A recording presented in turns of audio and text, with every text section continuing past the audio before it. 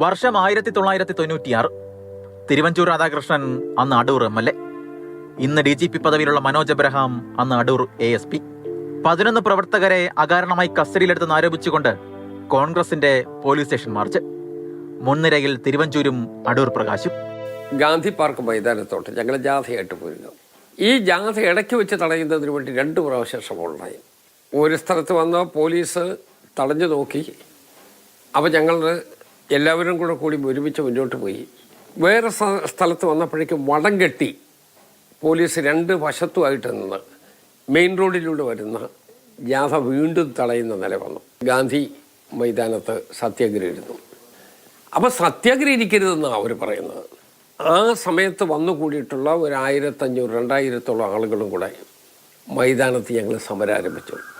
ഇതിനിടയിൽ മനോജ് എബ്രഹാമിന്റെ നേതൃത്വത്തിൽ പോലീസിന്റെ ലാത്തി ചാർജ്. നേതാക്കൾക്ക് നേരെയും പോലീസ് ലാത്തി വീശി. ലാത്തി ചാർജ് നടത്തുന്നതിന് വേണ്ടി ശ്രീ പ്രകാശിൻ്റെ തോളിൽ ഞാൻ ഇങ്ങനെ കൈയിട്ട് എന്നോട് ചേർത്ത് നിർത്തി. അന്ന് അവിടെ ASP ആയിരുന്ന ശ്രീ മനോജ് എബ്രഹാം, അദ്ദേഹം വളരെ ക്രൂരമായി ഞങ്ങളെ മർദ്ദിച്ചു. അവിടെ വന്ന് എൻ്റെ കൈ ഒടിഞ്ഞു. ഒടിഞ്ഞ കൈയിൽ പ്ലാസ്റ്ററുമിട്ട് തിരുവഞ്ചൂർ അന്ന് നിയമസഭയിലെത്തി. സംഭവത്തിൽ ജുഡീഷ്യൽ അന്വേഷണം ആവശ്യപ്പെട്ടു. കാലം പിന്നെയും മുന്നോട്ട് പോയി. സർക്കാരുകൾ മാറി.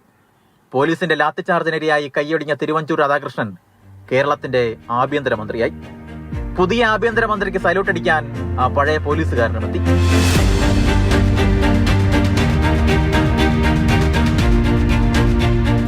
ഇതിനൊക്കെ ഒരു കാവ്യനീതിയുണ്ട്.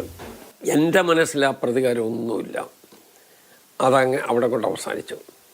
സ്വാഭാവികമായിട്ടും പോലീസ് ഫോഴ്സിലുള്ള ആൾ എന്നെ വന്ന് കാണുന്ന ആദ്യത്തെ കാഴ്ച നിങ്ങൾക്ക് ഊഹിക്കേണ്ടതേ ഉള്ളൂ.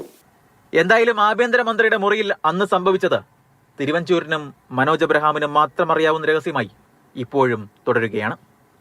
ജോബിൻ തേക്കടിക്കൊപ്പം ഷിനോദ് ST, മാതൃഭൂമി ന്യൂസ്, കോട്ടയം.